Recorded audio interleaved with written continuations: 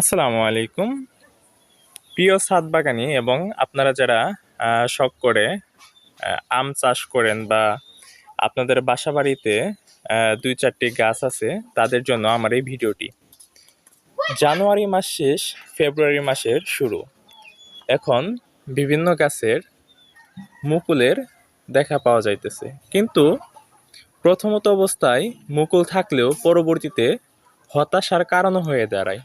তার কারণ মুকুলগুলো ঝরে পড়ে। এই বিষয় নিয়ে আপনাদের সামনে আলোচনা করব।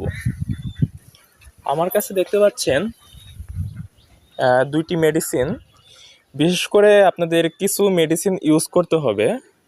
আপনারা যারা হতাশায় ভুগেন যে আম গাছে মুকুল আসছে, তো মাশাল্লাহ অনেক ভালো, কিন্তু পরবর্তীতে মুকুলগুলো থাকে না এবং কালো হয়ে ঝরে পড়ে এবং এগুলো থেকে গুটি সেট হয় না, বা গুটি সেট হলেও সেগুলো আর থাকে না। এটা কি কারণে? আপনারা প্রথমত মুকুলগুলো যখন এই সাইজ থাকবে বা এর চেয়ে ছোটো থাকবে, তখন একটি পিজিআর ইউজ করবেন।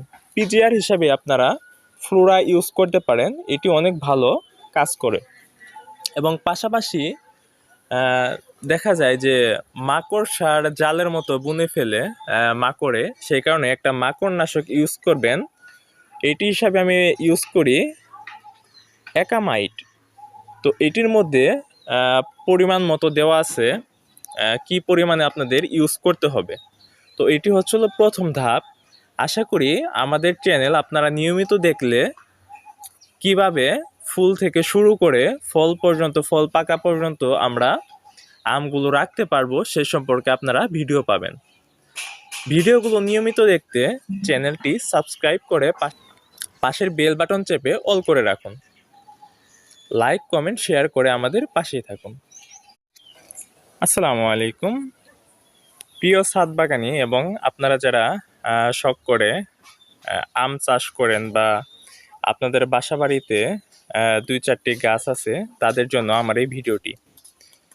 জানুয়ারি মাস শেষ, ফেব্রুয়ারি মাসের শুরু।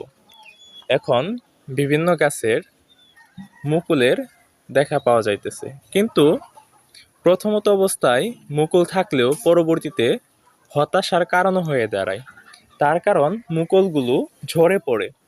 এই বিষয় নিয়ে আপনাদের সামনে আলোচনা করব। আমার কাছে দেখতে পাচ্ছেন দুইটি মেডিসিন। বিশেষ করে আপনাদের কিছু মেডিসিন ইউজ করতে হবে।